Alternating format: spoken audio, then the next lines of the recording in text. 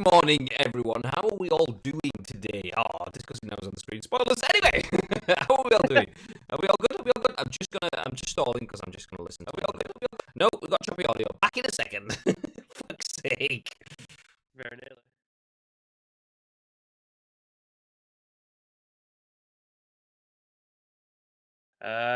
I was meant to learn one of the.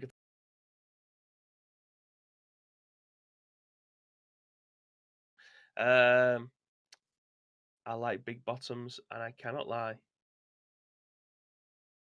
Yeah.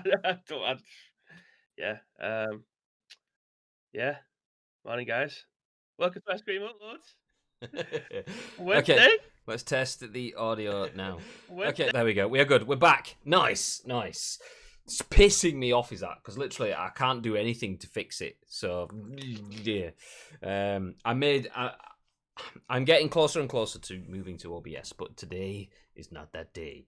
Anyway, how are we all doing? Are we all good? Are we all good? Welcome back to twitch.tv/Ice Cream Uploads. My name is Graham Day, but you know that. And this guy's the guy that we call Bibby.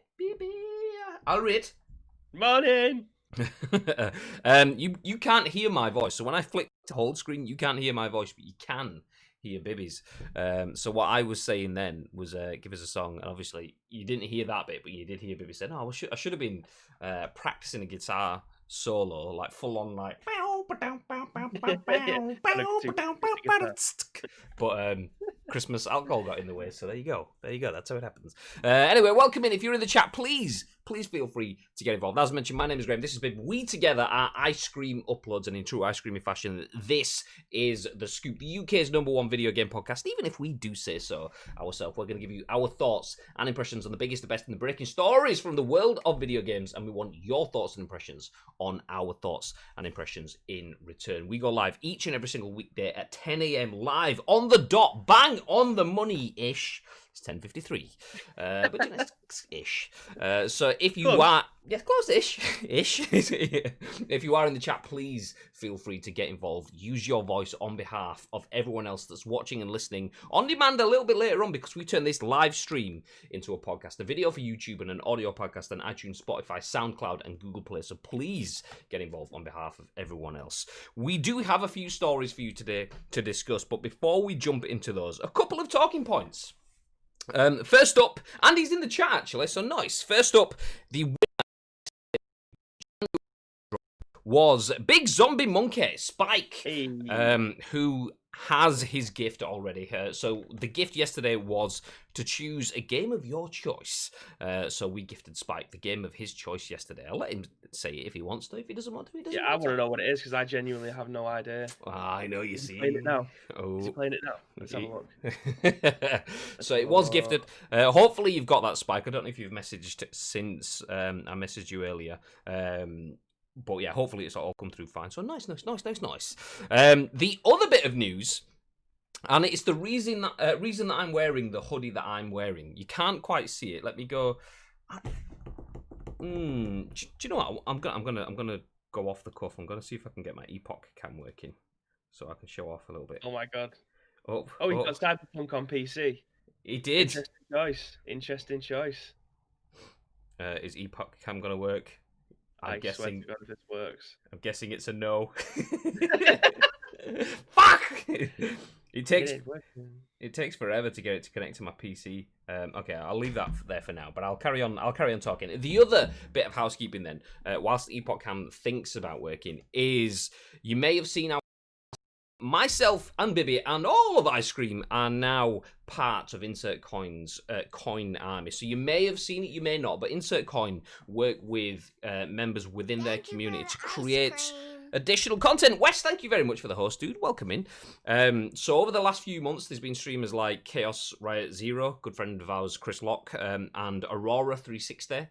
They've done some dual streams. Eternal Steph HD was in the chat yesterday, was streaming earlier on in the week. And there's been a bunch of streamers streaming on the Insert Coin channel as part of the Coin Army. And we have been invited to be part of the Coin Army. So yeah! So On the 20th of January, myself and Bib will be playing a game on twitch.tv/official insert coin on behalf of the insert coin guys. Anyway, that is, I was happy to see Ellie Joy Panic and you guys in the same picture. She's lovely. Does she work for Activision now? I remember a million years ago, we kind of half crossed paths. She worked for a company that we worked alongside. But yeah, she moved across the Atlantic and I've hardly spoken to her since. So yeah, nice. But yes, that is why I'm wearing this. This is my Ghost of Tsushima hoodie. I was going to switch to Epoch Cam and show you it in full. But it doesn't look to be connecting and I don't want to faff around because this is going to be a YouTube video as well. So I will leave that for now. But actually, let me just go to this one. See it a little bit clearer. So it's actually a full loungewear set. So this is Ghost of Tsushima hoodie. You can see pattern on the back-ish. And then matching pants. Yeah! So there you go. But those were provided by the lovely people at Insert Coin. Bibby has some goodies too. I bet you can't guess what brand Bibby opted for. I haven't got them yet, bear in mind. Oh, yeah, actually, yeah. They're still not turned up. Okay, well. No, it's not turned up yet, but yeah, I'll leave you guessing as to what I've ordered.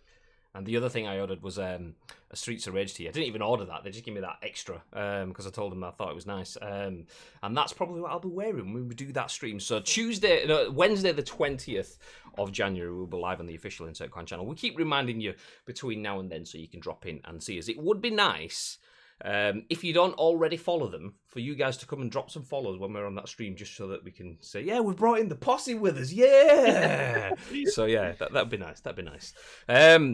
The other thing to mention, though, off the back of that, which we kind of briefly mentioned on social yesterday, we said that we'd give you more detail today, is that we have been given an exclusive discount code for you guys as well. If you want to buy yourself something from Insert Coin, let me see. Do you know what? I should be able to give it you the gist in the chat, because I think I set up a chatbot command. ! Insert Coin. Bosh! There you go. Hey. So ICU are proud to be part of the Insert Coin army. We'll be hosting guest streams over... I mean, that shouldn't be an apostrophe S, but there we go. We'll be hosting guest streams over on official Insert Coin's channel. Plus, you can get 20% off one order using our exclusive discount code IC Ice Cream 20. So IC for Insert Coin, Ice Cream 20. If you use that code, you will get 20% off your order. Obviously, it doesn't include things like sale items and charity items and the usual stuff that you'd get.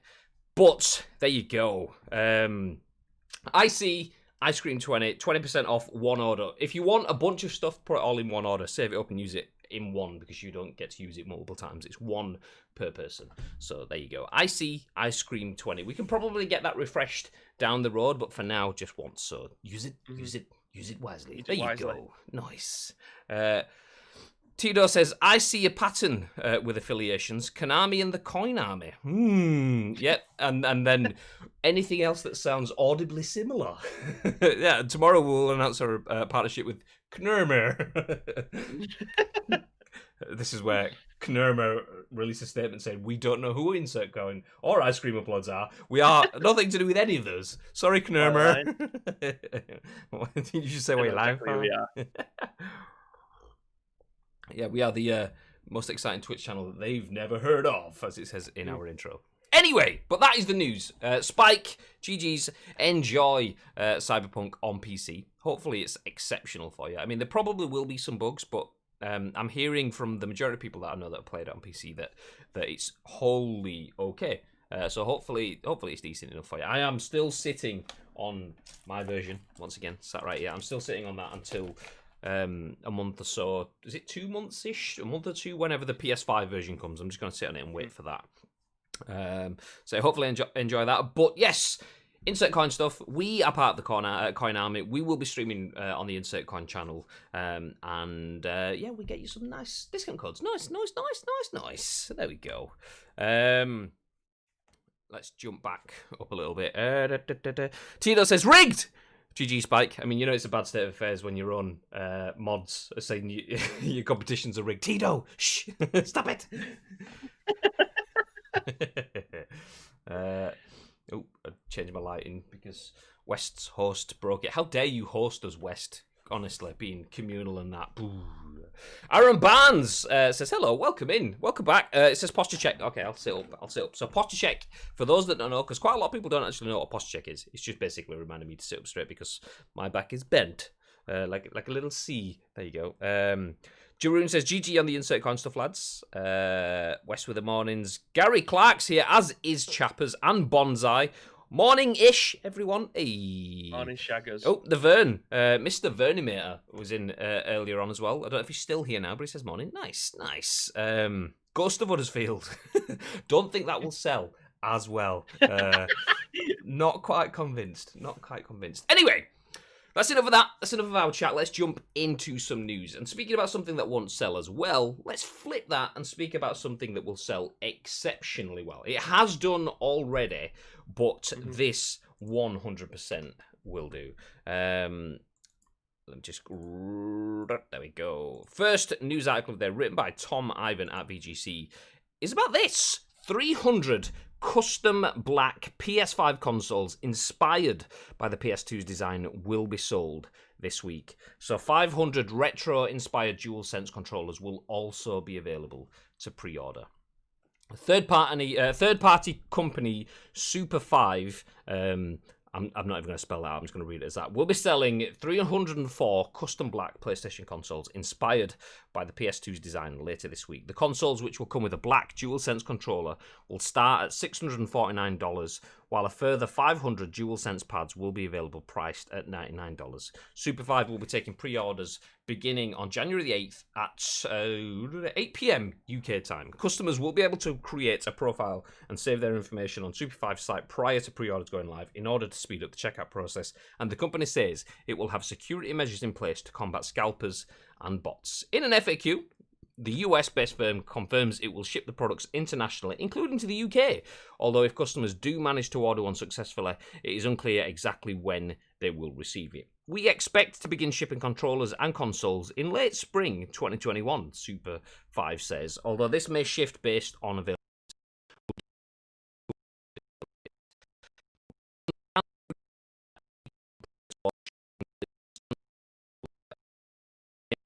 Case of defective products. Super 5 notes that the DualSense controller is disassembled as part of the conversion process, voiding Sony's standard warranty coverage. Consoles, however, are not disassembled as part of the conversion process, so we don't expect you'll have any issues with warranty service for your console through Sony, it adds. Canadian peripheral firm D-Brand... Okay, we did that yesterday. So there you go! PS2-inspired PS5 consoles. As a man that has been excited about the idea of getting a black PS5 for a while, Bib, what are your thoughts? This is, I imagine, with it being in dollars, this is going to be being sold in America. So it's 304 consoles being bought by everybody in the world. You're just not really going to have a chance in trying to get hold of this, are you, really? I mean, the best thing to do now would be if you was interested in trying to get hold of this. I don't think £650 at this moment in time. Well, it is, considering the console is like 450 quid if you was to buy it outright. But... it's quite cheap if you compare it to CEX, though. Yeah, that's literally where I was going with it. People who are managing like high street shops is managing to sell this for 850 quid for the standard edition. Then people trying to sell them for £1,000 on Facebook Marketplace, Gumtree, eBay, and all that shit. This current climate, if you really are trying to get one of these and you've got 1,500 quid in your bank account and you was willing to pay 1,300 for it, this is like nearly half the price. This is still a good deal. I would have loved to have had the option to be able to pay this one. Maybe would have probably not paid the extra £200. But the second thing is, how are they managing to get away with this? Yeah, that was my thought process. Is if PlayStation 5 is making accessories, the faceplates for PS5s, and has been done for copyright infringement, then taking the PS2 console, which is a brand, and applying that to the PS5 console, which is a brand of the same family tree, and then making that conversion without authorization, and then selling that, just how do they get away with it? It just what? What? It's not even as if it's like, I mean, the fact that they have to get a DS5 controller, pull it apart, and put it back together again afterwards as well. They are changing the way the consoles look. I mean, if it was just changing the way it looked, fair enough, but changing the way the console looked, pulling it apart and putting that together to be inspired by another brand that they don't have authority to use, it seems bizarre that that's something that they can get away with. But there we go. We'll see whether they actually get away with it. Would you be interested in buying one, though, at $649, babe? Well, this is still classed as a limited edition console, aren't they? And limited edition ones they're not usually the same price, are they? They're usually a little bit more. So this current climate, people trying to get hold of them, limited edition console, only 304, strange, 304 of them worldwide. I think probably 650 is a fair price for it. It is one of a kind console at this moment in time. I say one of a kind, 304 of a kind at this moment in time. Until PlayStation inevitably do this, because they did it for the PlayStation 4. Managed to make a 250 million anniversary, was it? 500 No, million. not anniversary. 500 million consoles sold overall in PlayStation. Yeah, so they made one of those. I can definitely see them, PlayStation, making their own. But the thing is, like, D brand and PlayStation were only literally tampering with the sides of it, like doing 3D printings for the sides, whereas these have completely modified the side. They've put stickers on the side, like the 30th anniversary and stuff like that. So if that isn't a copy infringement, then I genuinely don't know what is. So again, I genuinely don't know how they're getting away with it, but this is such a sexy console. Like, I don't think there has been a better looking console. Even the Spider-Man one that got mocked up, I think this is easily the best looking console that we have seen on the market so far. Personally, anyway. Of the PS5s or ever? Of the PS5s, yeah. Yeah. What about you guys in the chat? Would anyone be interested in spending 650 quid-ish on one of these consoles? What are your thoughts? Gary says, if someone here bought one of them, it would end up costing about 1,300 quid with delivery and custom charges. There is that. Yeah. It fucking weighs a ton, doesn't it? Because, I mean, if they can't even guarantee when it's going to be shipped, then it's absolutely going to be okay, well, yeah, we will ship it.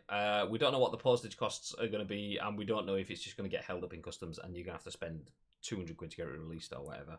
Yeah, definitely. Has the audio gone again? Or is that... That was earlier. Okay. It just briefly... I don't know this, I'm just from looking at the chat, it just briefly went. There must be something, like, stressing my PC out, because it must be when my PC gets too much of the memory used, but there's nothing running. Memory. Nope. Okay, never mind. Back into the chat then. Spike says, much like the normal edition, you've got more chance of shagging Scarlett Johansson than getting one of these. Yeah, exactly. Poundland Wally was back then briefly. Wally! Mr. Luke Pastille's in. Hey, £10 on a can of spray paint for the side plates will be good enough for me. See, I know someone who's a professional spray painter as well, so I might do that. Just go around and just get like a bright purple, like full-on gloss purple. Nice. Yeah, ice cream uploads purple. Yeah. I won't really. Tito says, I was just about to say the same. Speaking of Mr. Luke Pastille as well, actually, I don't know if he's still here, but Luke tweeted something last year about seeing a hoodie that he liked on Instagram, bought it, and it turned up and it was actually decent. And then I was going, no way, send me a picture of the hoodie, because I've been looking at a hoodie on Instagram for ages. Anyway, he sent me the picture of the hoodie that he was looking at, which was pretty much the same hoodie as mine. It was just a different colour scheme. Anyway, I got my hoodie for my birthday. Yay! And it was really good. So there you go. There you go. Short story of it. Gagad, good morning and happy New Year, gents. Welcome in, dude. How are you doing? New Year, mate. How was your Christmas? How was your New Year? Hope it was good. Spike says, I'd buy one in a heartbeat. Iceman says, in before cease and desist.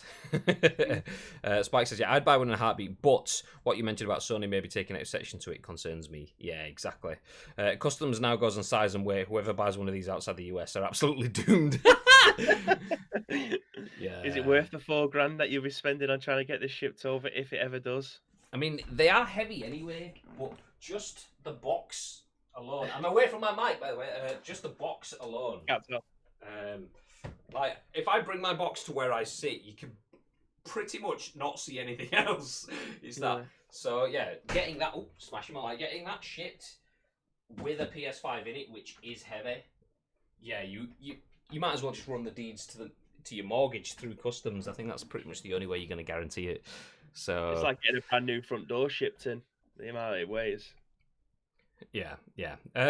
It's a nice idea. It's a nice design. The fact that they've where was the wording as well? See if I can find it.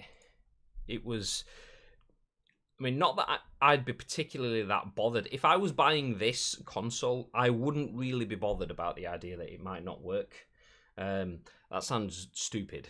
But most limited edition consoles like this are display pieces. I know you want to play games on it, but it's not your first priority usually. The kind of people that usually buy these, that paying more than the 300 quid for a digital one, they're paying suddenly 700 quid for a retro-ish looking one. They want it on a shelf or in a glass cabinet or something along those lines. So they won't really be bothered. But it was the consoles, however, are not disassembled as part of our conversion process. All right, nice. So that means it's going to be fine by Sony's warranties and stuff like that. But their phrasing of, so we don't expect you'll have any issues with warranty. Okay, well, that's very, very nailed on. We don't expect, but you could do. Yeah, Sony are absolutely going to have no issues whatsoever fixing your completely ripped off and unauthorized modified console. Yeah, nice. Yeah, I can see it working out really well. I mean, that said, I mean, if they have made no changes to the middle bit and it's just the faceplates, then it's quite expensive. Because if it's a if you're paying 650 quid for the console and there is no visual differences to the central bit, it's just on the faceplates, then you might as well wait a couple of months and just buy one of the many versions that you will be able to buy on DHgate and AliExpress, and even probably just Game when Mad Cats and stuff start releasing their official but unofficial faceplates and stuff as well. So yeah. Luke says the massive double wall hood on that hoodie is the best bit. Absolutely, the pockets as well. Everything's just nice and snug. But yeah, agreed, Graham. Basically, this is targeted for collectors mainly. Absolutely. Sony. Okay, let's have a look. Why are the sides black? Let's send that one back. That's your problem. It's clearly been in a fire or something because it's completely the wrong color. Yeah. I mean, I would be more interested in buying the DS5. I keep saying it, the DualSense controller. I keep saying DS5. It's not a 5. I would be more interested in buying the DualSense controller because that looks really cool. It's only $99, but then again, it's $99. That's $80. Sony did release a classic PlayStation grey PS4. Oh, so nice. So I wouldn't be surprised if they released some sort of throwback console this generation. So, yeah. I'm not interested.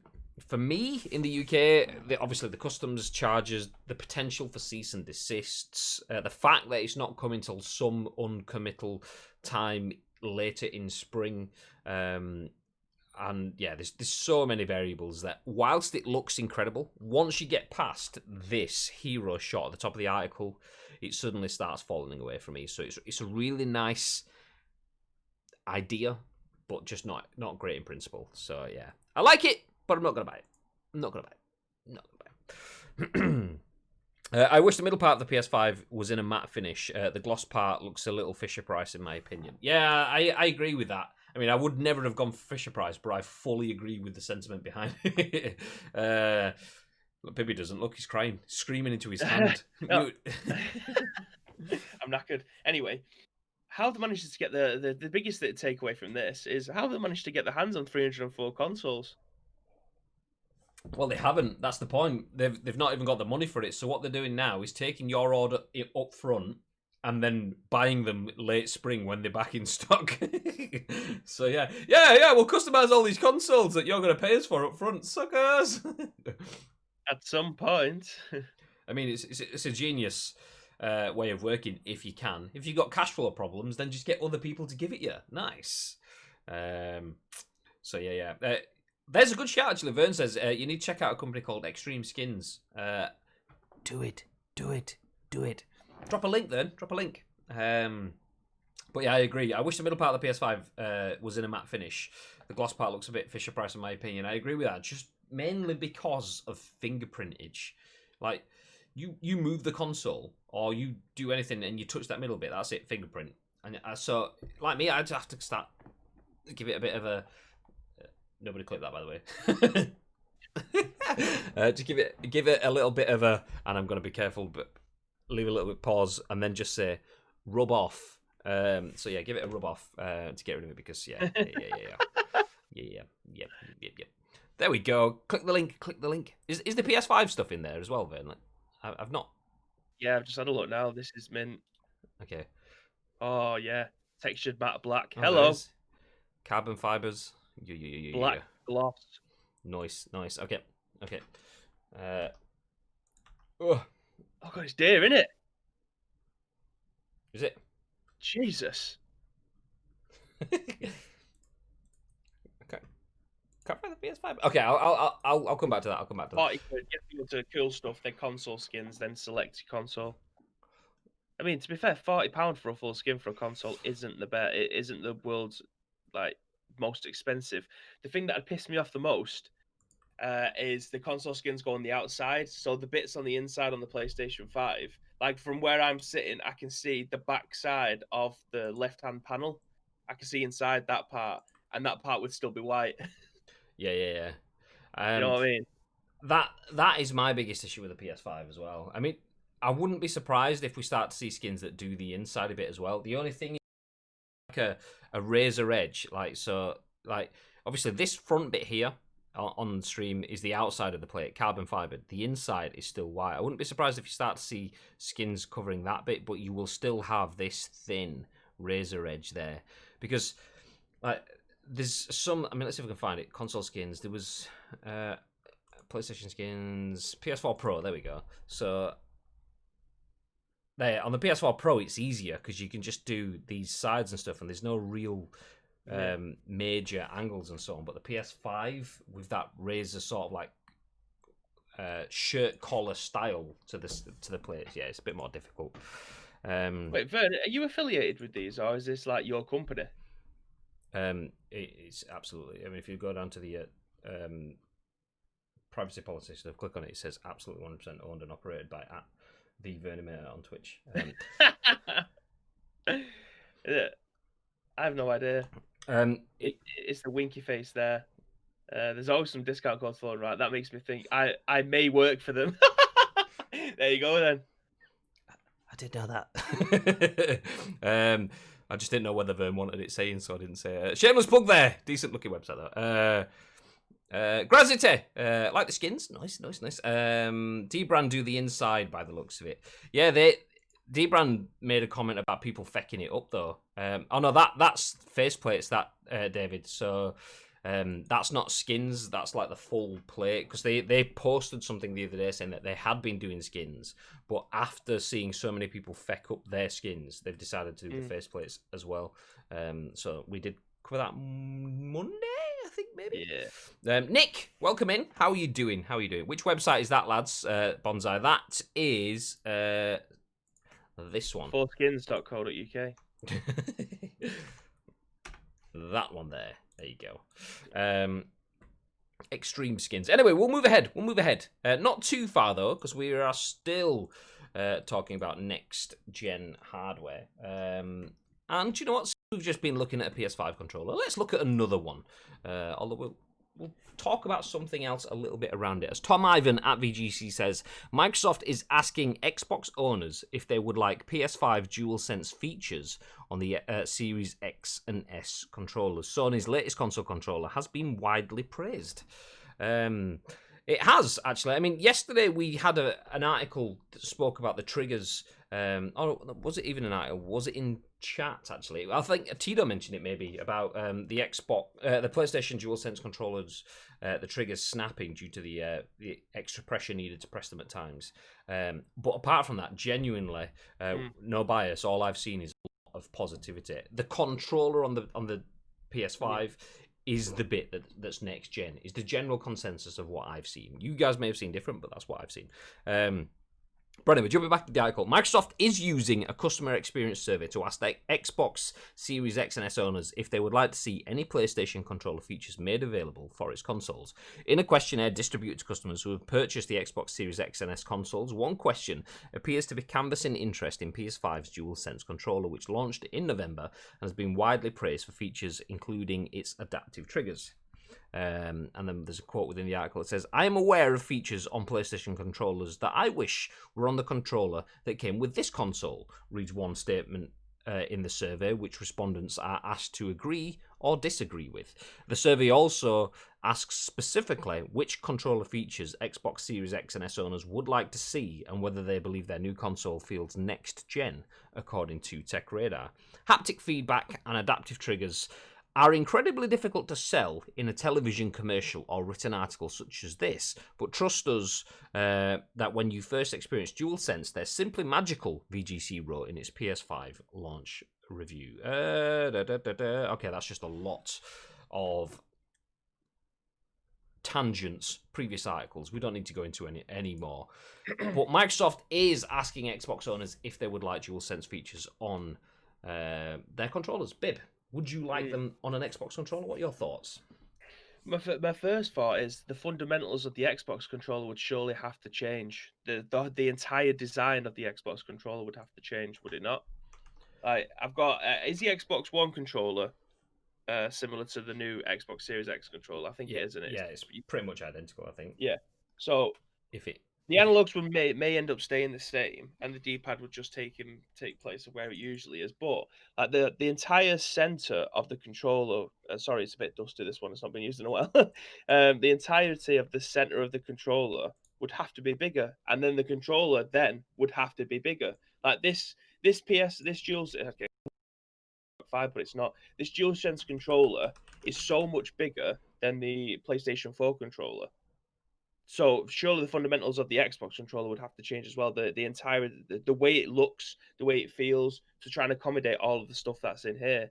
So this Xbox controller is pretty much the same as what it was for the 360. The entire layout is pretty much the same. It just feels slightly different with the triggers and the bumpers, and obviously some of the button placements around the center of the controller. But pretty much this is an Xbox 360 controller, just slightly new gen. But this has been called the best controller that's ever been created ever by a lot of people. And even Mr. Mark Bamber, who hates absolutely everything in the world, says that this, apart from this and Tetris Effect, are the two things that he loves in the world. So I don't know how a lot of people would feel about that. Obviously, from the outside looking in, Xbox would like probably something like the DualSense because it has been, is currently, I think, the best controller on the market. It literally has everything. Play Astro's Playroom, Astrobot, sorry. Play that and you'll understand why. But yeah, I don't know how that would be marketed to a lot of people, because a lot of people do obviously love this. They love the offset analog sticks for playing first-person shooter games and whatever else. I don't know. The general consensus, I genuinely don't know. I think it probably would in the long term piss some people off, but if it's a nice little controller that you could have to the side, but then games would be made for it. Do you know what I mean? Like Astrobot was made to use this controller. Everything that is in the controller was made to be used for that game. So therefore, Xbox will have to start designing games like that, surely. Yeah, absolutely. I think that's kind of one of the things that the joy of surveys. Surveys allow you to test the water before you pump not only time and resources into building the hardware, but then investing in the software too. I mean, we've only seen Astro's Playroom that's fully used, the DualSense 5, so even Sony hasn't got the software for it yet. But yeah, I mean, I was playing Assassin's Creed last night and I pulled back a bow and it felt like I was pulling back a bow and arrow, Graham. I mean, the favorite analogy in the world. Yeah, it's like pulling back a bow. Also, if you you can tell the difference between walking on sand and hard floors. Yeah, nice. So if you've got any games that involve sand, water, other floors, and bows, then you are sold. So Assassin's Creed, nice, and Horizon Forbidden West, when that comes out, nice. Everything else, yeah, well, we'll see. We'll see. I do want to mention, though, that K66E says, I thought the guy on the left was Leon Lush. Leon Lush has got nothing on Bib, by the way. Leon Lush bases his image off of Bib. I only know that because I've just Googled Leon Lush because I've never even heard of him. So there you go. Yeah, I do like Leon Lush, to be fair. But if I'm going for anyone, it's a B-Tech Ryan Dunn. I'll have you know. Jumping back into the chat then, Steel Bonsai says, an Xbox gamer, I do have to say the new PlayStation controller looks awesome. I mean, what do you guys prefer? I mean, obviously, you don't have to be... like, say if you're an Xbox owner, you don't necessarily have to vote for Xbox. What console feel do you prefer? Because I know a lot of people that were adamant of the shape of the DS4 because of how thin it is in comparison to something like the Xbox controller. Do you guys prefer the shape of the Xbox controller, or do you prefer the shape of like the thinner PlayStation controllers, or do you have something? I mean, something like a Scuff controller. Does something like that float your boat? Do you like the DualSense over the Dual Shocks? What do you think? What do you think? Although I like Iceman's comment there about the Duke controller. I was a massive fan of the Duke controller because I've got massive hands, so it just fit into my hand perfectly. There was genuinely that, and the PlayStation 5 controllers are literally like the perfect controllers for my fat hands. I mean, the Duke controller. We were talking about how big the PS5 is and getting that shipped in. The Duke controller is even bigger. Yeah, that is literally taking the front window out. I mean, did you see? I mean, I didn't know this. I only found out the other. I mean, it must have been a month or so ago. There's a guy who works at PUBG called PUBG Andy MH5. A lot of the guys in the chat that play PUBG and watch PUBG streams on console will be aware of him because he streams. Anyway, he streamed the other month using his Duke controller because there was a company that got the license to the Duke controller and made an Xbox 360 an Xbox One compatible Duke controller. So he was playing using that. I mean, it wasn't the greatest because it was a completely different thing, like big, chunky, the button like sticks and sensitivities and stuff. But yeah. Did we not cover this on a scoop, that controller? I'm 90. That might have been a day that you wasn't on. But we definitely covered that they remade the Duke controller for the Xbox. If we did, it went in one ear and out the other because I didn't remember it. He was like it had like an LCD screen in the middle. Yeah, that so kind of does the Xbox. Yeah, zoom, like the old Xbox sort of noise kind of thing. Yeah. We definitely covered that. That might have been a me and Luke day. Yeah, potentially. Vern says Duke was like holding a small aircraft. Pretty much. Wes says the Duke was one of the best controllers ever. Gary said the Duke controller was the size of a small child. Tina says, I hope not, Iceman. I have small hands, not representative of other appendages, Kappa. I can agree. Yeah. Tiny hand 5. Not Jeremy Beadle, tiny, but that's offensive. Stop. Anyway, Steel Bonsai. I would never buy an Elite controller just because I feel they're a rip-off and are poorly made for people from people who I know have them, who have had issues with them. I buy the standard controllers, and as I said the other day, even when I've purchased standard controllers at $60, 60 quid, they still have issues. But I would rather be spending that over spending £150 or more. I mean, I know a lot of people that have Elite controllers that swear by them. That, for me, does outweigh the number of people that have had Elite controllers that have had faults. Like Mark Bamber, who Bib was on about, for example, he bought an Xbox Elite controller for Tom, his little one, and he said that is, no issues with it whatsoever. He still has the first Elite controller. He didn't get the second Elite 2. He got, obviously, the original. But yeah, I think with any sort of tech, when you've got that much technology in, there's definitely issues, potential for issues with it. I mean, I got a Scuff controller. Once again, didn't pay for it, but I had to send that back once. There was an issue with one of the sticks, I think it was. I can't remember what it was. Anyway, I sent it back. Scuff fixed it and sent it me straight back again. So you are kind of opening yourself up to issues, especially when you spend a good chunk of money. You're buying technology, and technology has room for error. It's just, if you're spending that much money, you, as well as getting the hardware, you should also be opted in to service as well. So if you're buying exceptional hardware, you should be given exceptional service with it. So if you get an Elite controller and it's buggered, you should get it fixed rapido, because if not, you've just spent 150 quid on. What's the point? So yeah, that's my thoughts on that kind of thing. I've had constant issues with Elites. I think I was trying to remember. Someone was talking about that, and that was you, Wes. There you go. I've had constant issues with Elites. I've had to send so many back to get fixed. Yeah, I think we spoke about that when we streamed PUBG the other year. I was going to say the other year. Yeah, the other year. David says the Duke was the only controller that was comfortable for me to hold. I'm just glad the snares didn't come with them. I'd have brain damage with the fights we had over Mario Kart. I may have hit him with a controller a few times as a child. It's fine. It's fine.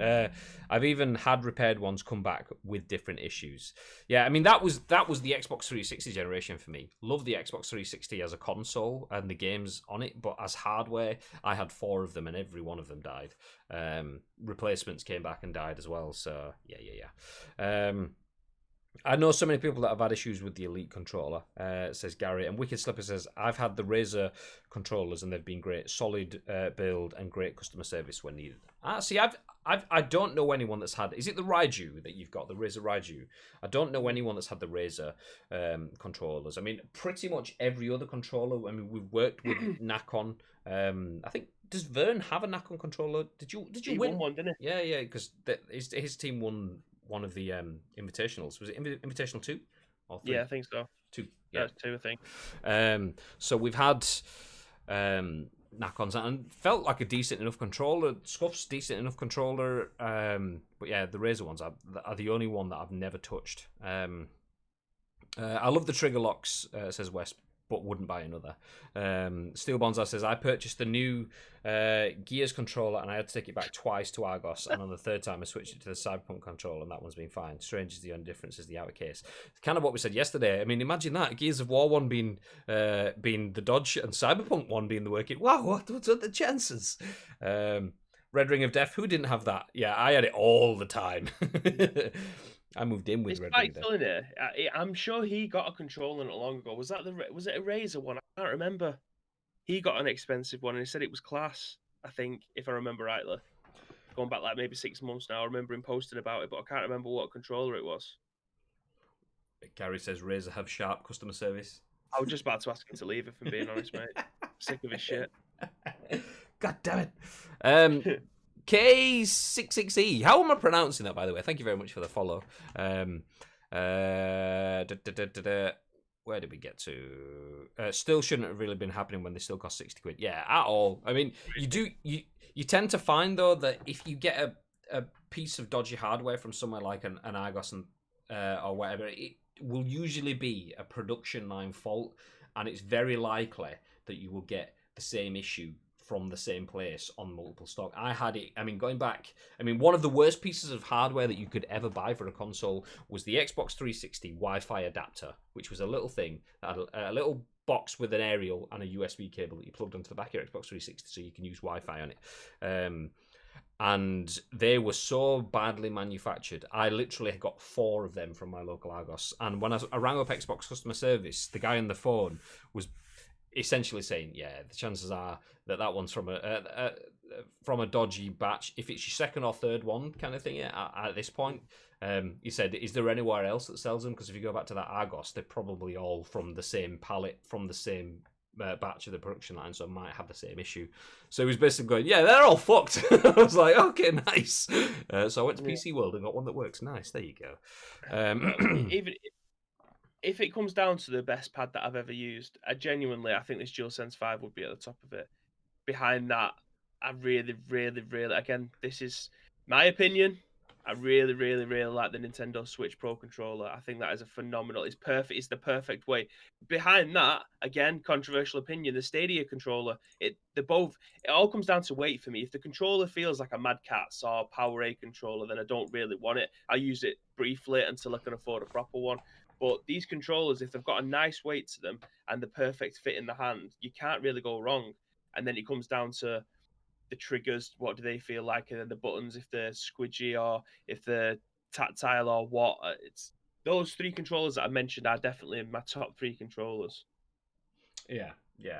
It's interesting, like, now. Maybe not so much for you because you go back and play a lot of retro stuff anyway, but I can pick up a PS1 controller and have not touched it for years, whereas you've probably touch one this morning, like just My because. PlayStation 2 set up downstairs. I was playing PS2 last night. You know what I mean? 2002, 2003 patch, obviously. I'd remember we were like, oh yeah, the PS1 controller was fine enough. The PS2 was fine enough. But when I pick up the PS2 controllers now, I just like it just doesn't feel as good as playing with something that like maybe. We've moved from the days of playing the Atari and then the NES and then the SNES, where it's just this is just functional and it looks a bit better, to the point where we're taking in and is it anthropometrics? Is that what it's called? I don't know, whatever the word is, something in there ish. Basically, the way that your body is, the way that it's shaped, what's more comfortable and designed to fit your hands better, generally across the board. Obviously, not specifically for you, because that would be wonderful. So yeah, modern pads definitely are better. I do really like the DualSense controller. I mean, I've mentioned it a few times already. I genuinely, no spawn because I'm not paid and didn't pay and stuff, but the Scuff Impact, I absolutely love. I think this is like the Scuff Vantage, which looks a bit more like the Xbox controllers, a bit more blockier. I don't think that would fit my hands as much because I have quite thin hands. This fits really nice, but yeah, the DualSense does fit really nice. So does the Xbox one as well, to be fair. I'd take any of the next gen controllers. I am very much more towards the PS5 controllers because I have they have kind of what do you call these bits? Let's call them branches. They have like thinner branches, the bits that poke off the bottom. They're thinner than the Xbox, so it's easier for my little tiny hands to get around it. So PlayStation generally is for me, but then again, the army uses Xbox controllers, so what do I know? So there you go. Speaking of army, we will move on to a militaristic article next. But before I do, let me just Where are you getting these segues from? Yeah. I'll just jump back through the chat though. There we go. There's Spike's comment. Spike came back saying, "I had knack on. It was fantastic until it started playing up and I fecked it off. Get out of here." Was that the Revolution? They have a few, don't they? Because when we as we'd worked with them for the second invitational, they had another controller coming out just after that as well. Spike says, "I bought a £30 Xbox pad for my PC. And it's incredible. I mean, I use an Xbox controller. Where is it? Is it my drawer? I use the one that came with my One S, which is just a straightforward white controller. So when we do Masters of the League and anything like that, I just plug in my Xbox controller because I was having to install some sort of fucking driver or whatever to get my PlayStation 1 working way back when, so I just didn't bother with that. So I just used the Xbox One because it was all Windowsed. Nice. Wicked Slippers says, I've used the Wolverine Tournament Edition. They're solid and I love them. I think you mentioned that yesterday. I don't know what that one is. Do you know, actually, have you got a link to it? Actually, no. Let's see. Wolverine Tournament Edition. There we go. Images. Let's have a look. Chrome, there we go.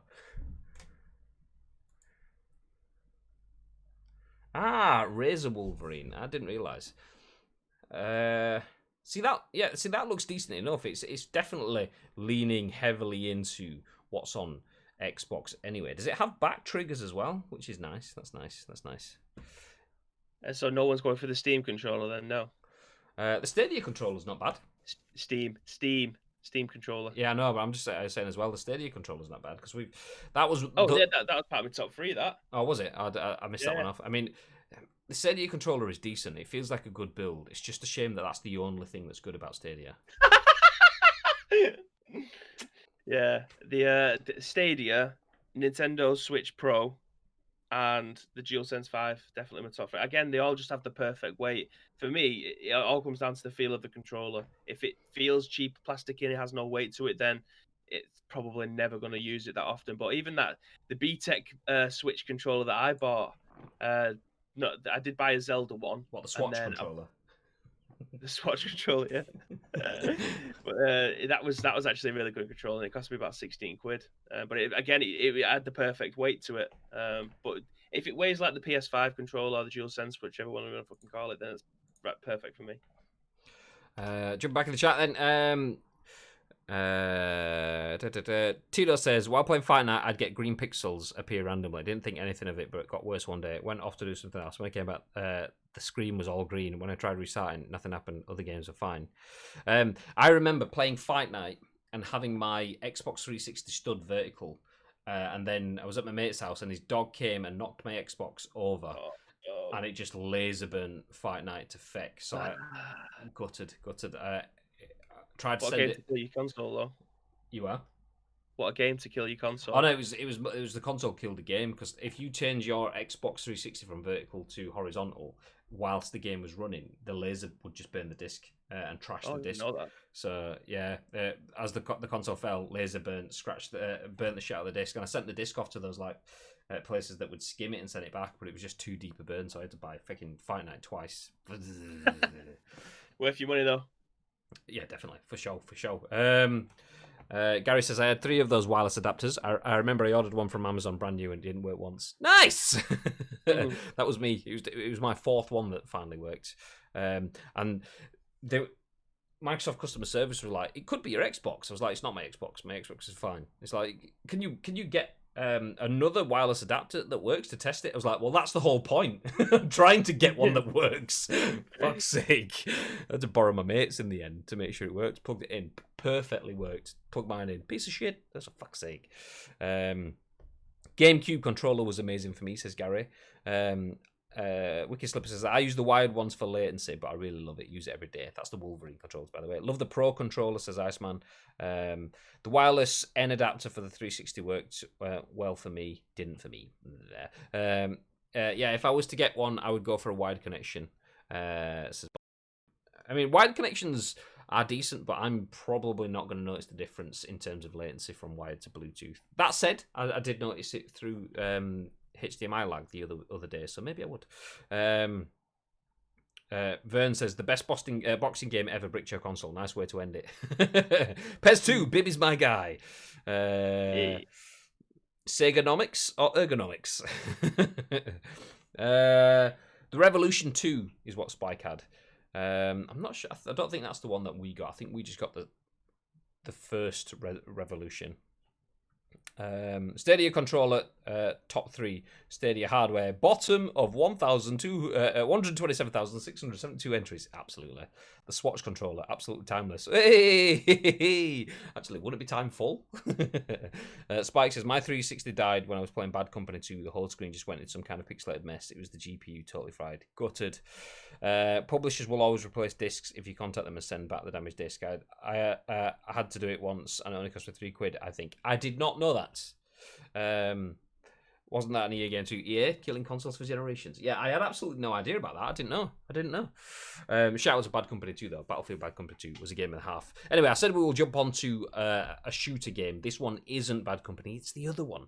So we'll jump into our next story. And this one is by Andy Robinson at BGC. And it says, another huge Call of Duty Warzone exploit allows players to invade the Gulag.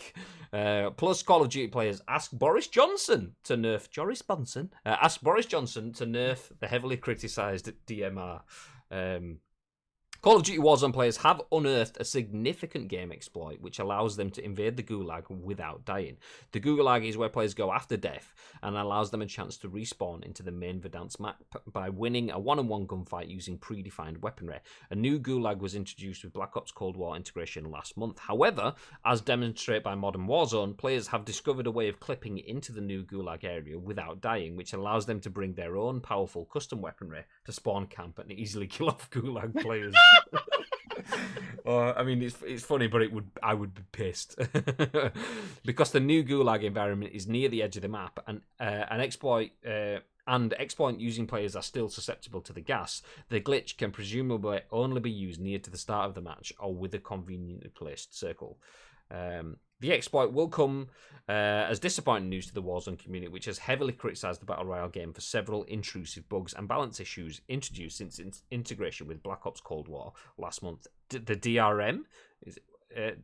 Was it not the DMR? I don't know. Okay, well, I'll read it as it says there. The DRM-14, a tactical rifle, should be a DMR, it's got to be, added from Treyarch's premium COD, is currently dominating the Warzone meta to the point where virtually every player is using it thanks to its minimal recoil, devastating range, and lack of sniper glare. The weapon is deemed so overpowered that it's caused the Warzone community to flood social media with calls for Activision to nerf its power. Other Black Ops Cold War guns, including the Diamatti pistols and MAC-10 SMG, have also been criticised for being overpowered. So far, Warzone's developers have not responded to the feedback. On Monday, some users asked British Prime Minister Boris Johnson to intervene during a government live stream. That's fucking the screen is amazing. Boris Johnson. Nerf the DMR from Andred. I mean, it also says we hate Blackpool in the comments there as well. So. The DMR and Gulag exploit are the latest issues facing Warzone players since December. Previously, developer Raven Software was forced to fix an issue that was allowing players to use infinite tactical items. Some users had been abusing the exploit to infinitely heal themselves with stim packs while in the gas, virtually guaranteeing a win. An issue which also cropped up earlier in 2020 before being patched out. Raven was also forced to temporarily remove Warzone's new attack helicopters. Do you know what? I'll leave this for now because that's other issues. But for now, the DMR is overpowered, exceptionally so from the sounds of it. To be fair, I haven't played Black Ops Cold War and I haven't played Warzone for almost a year, probably now. Maybe 6 months.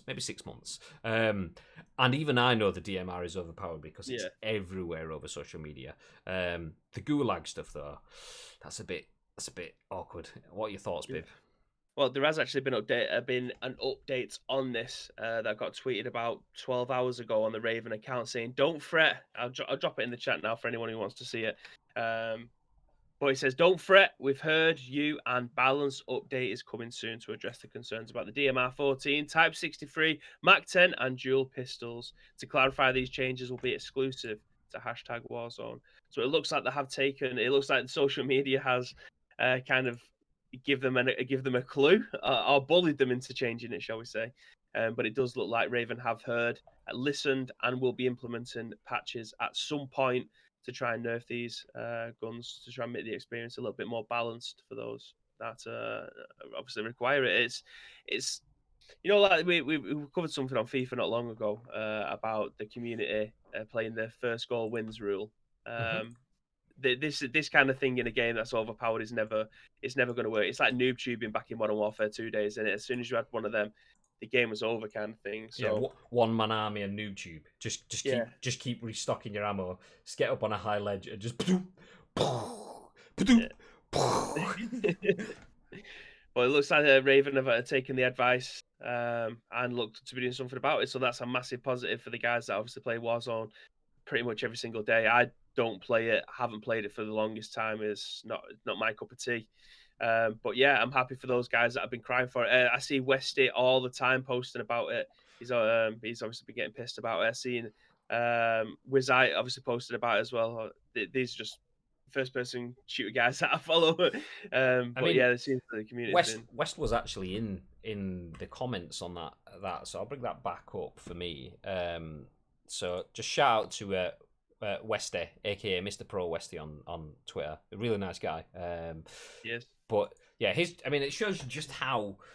It shows you why people would be using these exploits, because West was for a long time a Battlefield YouTuber and has moved to play Call of Duty. And the main reason for that is because Battlefield obviously had its last update, the summer update last year, and has had nothing since. So him as a content creator around that has no content. So he's moved into Call of Duty, and his channel has absolutely surged. He's growing rapidly, more rapidly than he ever did with Battlefield. Not that Battlefield isn't a good game, but I mean, I love Battlefield. But Call of Duty is the game that churns the numbers. That's the... Obviously, the annual release, multiple studios, the long time bar in first-person shooters. So you can see that's why his channel is churning numbers and he's doing bits with it. But that is why people are just getting any competitive edge they can. DMR, yep, I'll use that. Dropping into the Gulag, yep, that's fine. Just permanent healing, yeah, I'll do that as well. That's fine, yeah, nice. So you can see why people are doing it. It's a shame that these issues have come in December, though. So we're in a pandemic. The devs studios will naturally have a longer timeline to fix these things. Plus, we've had Christmas and the New Year, the full holiday period. So that's probably why we've seen DMR so much, because it's shit issues at the absolute worst time of the year for it to be fixed. Because one of the comments here, there, streamer Pornihoff, says, thank you for breaking the silence. That's the issue that I've seen the most. As someone that hasn't played Warzone much at all since Black Ops come out, the issue had been the silence about it. It's just the DMR is still an issue. It's still an issue. Nobody said anything. It's still an issue. So it's been fixed, which is nice. Which is nice for those that play it. Speaking of playing it, Tito says, played Warzone last night. So bored of it. Not enjoyed the Black Ops integration. Need a new game. What does everyone else think? For those that play Warzone, do you like the Black Ops integration? What are your thoughts? Who thinks the rear triggers on the Xbox Elite are so easy to knock off? It's useless. I've never touched one, so I don't actually know myself. Wicked Slippers. Spike says, actually, come to think about it, the first GPU in my first PC died playing an EA game too. God damn it! Imagine taking a rocket launcher to the face of the Gulag. That knack-on would be flying out the window. The window would be flying out the window. Fuck that. DMR 14 is so OP. I've been avoiding playing Warzone because of it. Very annoying. I mean, having not tried it, I can't say. What I can say after playing Call of Duty games for like 15 years-ish, in multiplayer, that is that there's always something. It could be akimbo shotguns, or it could be whatever. There's always something that's OP. So I assume I can relate. There hasn't been something that's been unplayable. Akimbo shotguns is OP, but you just, obviously, if you're on a bigger map, it's less OP. But yeah. I mean, this clearly has been. I don't know whether it's been horrendous compared to other bugs, or if it's just it's memed. The meme community has picked it up and ran with it, so I'm not 100% sure. Iceman says, my first PS3 yelled out of death within a week of getting it. All I did was try turning off the console via holding the PS button in game. I mean, that's your problem. How dare you do the functions that are supposed to be there? David says, so good old Boris did something about it then. He did. He fixed it. It's the only thing he has done. It's also quite high up the tech tree, so not everyone can grab it quick. So some players loving it, others hating it. The DMR 14. I get you, yeah. Tangents then. Downloaded it. So it wanted me to make an Activision account, uninstalled. Fuck this shit, I'm out. See, I've just given into all of that stuff because I understand that having an Activision account will be me set. It's like my EA Origin account is me set. So yeah, I gave into all of that stuff a long time ago. Boris hasn't fixed his hair in years, and people expect him to fix anything. Kappa, exactly. I mean, 100% nailed on. Anyway, one final article, because we are an hour and 12 minutes in, so we're just over an hour in to the show, and this article, do you know what?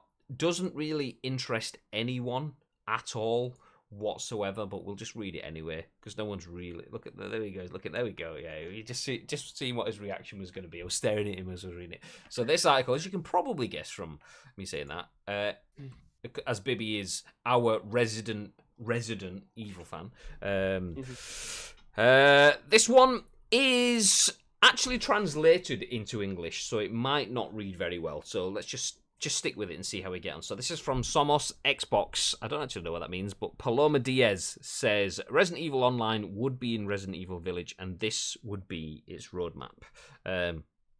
So rumors continue, and now everything indicates that Resident Evil Online would be part of Resident Evil Village, and this would be its roadmap. This 2021 Capcom's flagship saga turns 25. So we look forward to interesting details for 2021 and years to come. Although at the moment we do not know what the 25th anniversary of Resident Evil will consist of, Capcom has already been announcing it, so it would not be surprising if they were gradually releasing news. Resident Evil 8 is his closest project, although not the only one. Resident Evil Infinite Darkness is an animated series that will be released on Netflix and will have Leon and Claire as protagonists. Did you know about that bit? I did, and I've seen this. I think that's just finished. No, sorry, Infinite Darkness. Yes, that looks absolutely amazing. But they've got something else coming as well, which is a live action Resident Evil TV series that's coming to Netflix as well. So they have it. This year is going to be mega. This year is going to be mega. Carry on. So Resident Evil Darkness is an animated series that will be released on Netflix and will have Leon and Claire as protagonists. In addition, the Resident Evil reboot is underway, and the company may take advantage of the situation to announce Resident Evil Revelations 3, starring Rebecca Chambers. On the other hand, rumours about Resident Evil Online in Resident Evil Village are getting stronger and stronger. Thanks to a Reddit thread, the game's online mode roadmap for this year has been discovered. The Excel leaked on Reddit indicates 2 dates, March and June 2021. As we can see, in March, a 3 versus 3 and a 2 versus 2 versus 2 mode would arrive, while in June we would have 4v4. Although the filtration does not collect the names of the affected project, it's likely that this new Resident Evil Online mode will accompany Resident Evil 8, as Resident Evil Resistance already did with Resident Evil 3. And then just a different article, I think. No, okay. So, Bib, as our resident president, thoughts? Controversial opinion. Resident Evil online games don't work. Like Resident Evil Resistance, I've re-downloaded it because I want to take a look at it. I played it at the time when it came out, and I didn't find it entertaining at all. I thought it was boring. I don't like the fact that you have a games master and you have 4 people trying to get from one side of a map to the other, and the games master would be throwing up zombies. I don't like that at all. I don't like 2v2, and I don't like 3v3 in a Resident Evil game. It defeats the objects. What's the point? What about 2v2v2, as that said? No. The only time Resident Evil Onlines have worked is Resident Evil Revelations, where you had the raid modes. So you, like me and you, could jump into a map, and then it's like mercenaries mode. I try to put it into words. Me and you would team up, and we'd have to get to the end of a map, but we'd have to take down as many zombies as we could. So it's like a horde mode, where you have to get to the other side. Your character would then level up. You can buy more weapons. You get stronger. Blah blah blah. It's like a little RPG that worked. Resident Evil Outbreak. I cannot believe we haven't had another Resident Evil Outbreak. That game, this day and age, would absolutely kill. It would be a license to print money. Resident Evil Outbreak was a PlayStation 2 game. They made 2 of them, where you could play with your friends. It could be 4 of you, and you'd all have to work together. Each person would have a specific type of ability. So one might be the master of locking, one might be a policeman, so he's better with more conservative with his ammo. So when he takes a shot, it hits a zombie rather than a pedestrian shooting, and it may miss a zombie. Like there's so many different elements to the characters that it made it worthwhile teaming up. That was perfect. You'd play through an entire game like that. 2v2 and 3v3 is not a Resident Evil game. Don't waste your resources doing that, because I can guarantee now the numbers on Resident Evil Resistance isn't good enough to be able to warrant that many people playing it or working on it. It doesn't work. But what do I know? We've got a lot of Resident Evil shit coming this year. We've got Infinite Darkness, like it's said there. We're having a rebooted TV series that's coming on Netflix as well. I didn't even know that there was rumored to have a Resident Evil Revelations 3 with Rebecca Chambers. That would be amazing. We haven't seen her in a Resident Evil game since Resident Evil 0, which was 18 years ago now. So yeah, it's a massive year. I just want them to work on stuff with the momentum that they've got now for the Resident Evil remake 2 and 3. The momentum is definitely on their side. Resident Evil 8 looks weird, I'm not gonna lie, with the werewolves and shit, so I'm interested to see where that leads us. But in terms of the Resident Evil universe, we've got a mega year coming. Don't focus on this 2v2 and 3v3 shit, because I can guarantee it will get boring after about a month and no one will play it. Yeah, I mean, like, what was the online bit that was on the last? Oh, I can't remember what it's called. Resident Evil 3 remake. What was the online bit of that called? You just mentioned it previously. That was Resistance. Resistance. There we go. Yeah. So it's interesting to hear you saying that Resistance was a bit naff, because I remember you playing Resistance again. It's actually pretty good as this. It's pretty decent. There's like basically 2 people and then like the game master or whatever it was called, and it's like, yeah, but clearly that doesn't last long, because now here you're talking, it's like, nah, get the fuck out of here. It was a nice little concept. It was a nice little concept to begin with, but then when your teammates aren't pulling the weight and you can't really play it alone, and then the games master is just a bit of a dick. He's not trying to make it fun. He's just trying to make it like a hell mode. It doesn't work. It's broken. But yeah, when you clear a room, the way the game was meant to be played on Resistance was when you cleared a room, you move into the next room. That would be the end of the zombies. You wouldn't just keep on throwing up zombies in front of you, because that kind of isn't fair. They'd set out all of the zombies or enemies or whatever it'll be in that room. They'd put down all of the herbs or first aids or bullets or whatever you'd need. You'd take it all, you'd kill everything, you'd move on to the next room. Spawning all of that shit after the fact isn't cool. So yeah, it got boring very, very quickly for me. But yeah, this online element, it doesn't work for me. It does not work. Let's just get on with Resident Evil 8 and then see where we move from there. Leave the online shit. No one cares. Jumping back into the chat then, I thought they were talking about you then. I was like, what the fuck? But they're talking about Boris Johnson. His hair's genetics. Look at his dad. There you go. I was like, don't get started on Boris. Twit bombs are busy, says Grout. Is it? Loving the new merch too, guys. Which new merch? Do we have new merch? I don't know what you mean. Rumours have it that Bibby changed his name to Bibby Kennedy and is too scared to tell Sam she's actually married to Mr. Kennedy. Wasn't Mr. Kennedy the one that said winner, winner, chicken dinner? In TNA, like in our alerts, like our animations kind of thing, the winner chicken dinner, like PUBG animation. Was that Mr. Kennedy? I'm pretty sure it was. I don't know. I am only taking that. I think I remember Craig or David or both at one point telling me that it was Mr. Kennedy. I was like, I don't even know who that is. It was the wrestler. Like I know he moved into TNA, but he was always famous for standing in the middle of the ring, and then a mic would come from the ceiling, and he'd have his mic in his hand, and he'd shout Kennedy or Mr. Anderson in WWE. Mr. Anderson, what, from the Matrix? Nice. Well, it was this. Oh, it's the other way around. Anderson in TNA, Kennedy in WWE. There you go. Yes, but it's called Mr. Anderson TNA. There you go. Yeah. There you go. There you go. That's him. That's it. See, I know things. Nice. Anyway, on that bombshell, we will wrap things up. What about Resident Evil Horde mode? Surely that would be perfect, says Spike. What are your thoughts, babe?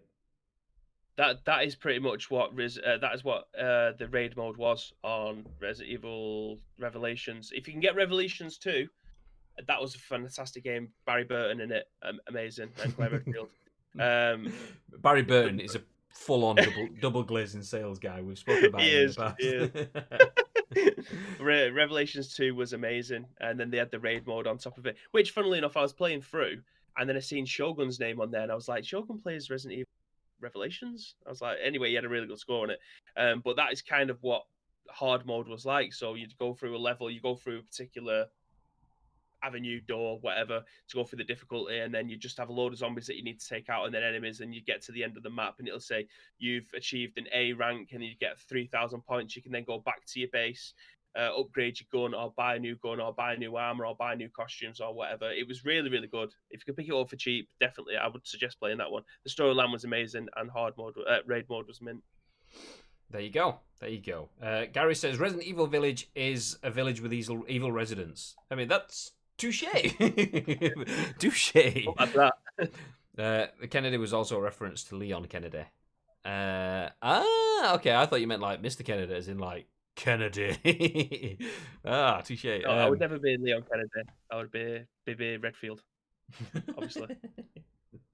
On that bombshell, we will wrap things up. Thank you everyone for joining us. We're an hour and a half-ish approaching, so probably about an hour and 10-ish when you take off the intro and stuff. So thank you everyone for sticking around and joining us through the stream. Thank you very much for the follows and the hosts as well today, guys. Very, very much appreciate it. It was both, says Spike. There you go. We will be back tomorrow with another episode of The Scoop, though. Are you playing video games today, babe? I am. I'm going to make sure I put the Scoop live, and I need to download it and re-upload it. So I'll be back on in maybe like half an hour, maybe a tiny bit more. In fact, I might just leave it till later on tonight, so we can get jumped straight into games. We're gonna go make a brew, jump back on. Scoop, if you're watching this on YouTube, you're probably watching this like 5 hours later. But yeah, you're gonna leave it. Well, you're gonna leave what till later on tonight? The uploads to yeah, just put the uploads. Yeah, because I can't do both. I thought you meant like upload. You'll start doing the cutting and the streaming later on tonight. I was going to say you've got no. Manchester Derby, mate, in the cup. You're not going to be streaming tonight. So yeah, stick around. Bibby will probably jump back on pretty soon-ish. I think was the gist of that conversation. Yeah. With some video games. What we're playing, Bib? It begins with P and ends in GA Tour 2K21. Nice. See if you can work out what that is. If you can, give yourselves a cookie. Before that, we will disappear. We will go offline. Bib will come back after that, though. Bib, when are we next coming back? Is there anything else you want to add? Yes, of course. If you do have any video game news knocking around the social media platform of your choice, then do feel free to get in contact with us. There's two ways that you can do that. First of all, fans on social media. Ice Cream uploads across all major social media platforms. Second way, get into our Discord. The link should be dropping into the chat soon, so you can just hop in there. There's an area in the side called The Scoop. All we need is URL, your first impressions. We will then give our first impressions on the very next show, which will be at what time tomorrow, Mr. Graham Day? Like every day, it'll be on the money at 10 a.m. Ish. I've just hit the link in the chat from Luke Bastille while you were talking then. So if you heard Barry Burton coming through, then that's what it was. Barry Burton, Barry Burton, we love you, I didn't Barry cook it, but Burton. that's made my day. Fucking hell, lads. So there you go. We love you, Barry Burton. That's it. Have yourselves a fantastic day. Bibi will be back shortly with a little bit of P-spaced GA2 or 2K21. I will be back tomorrow with the scoop. Until then, have yourselves a day and stay frosty.